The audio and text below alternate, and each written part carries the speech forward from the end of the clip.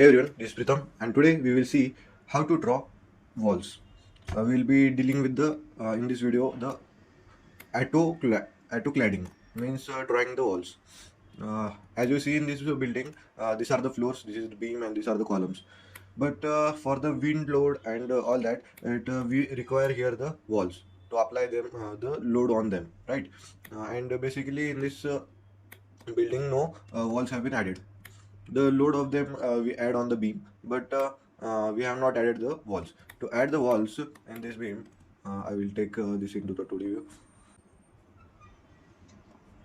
Yes, this is the particular in the non excluded view. So to add the cladding at the walls, we go to draw. In draw, there is an option of the auto draw cladding.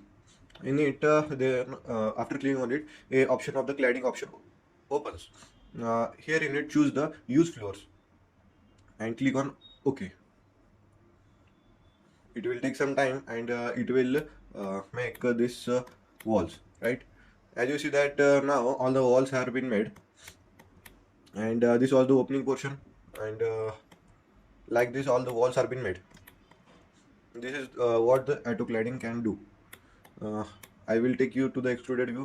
In the extruded view, the cladding will not be shown, but its presence will be shown. Like here in this view, you can see that it has been selected. This is the beam. This wall are been selected, but they are not being able to see properly.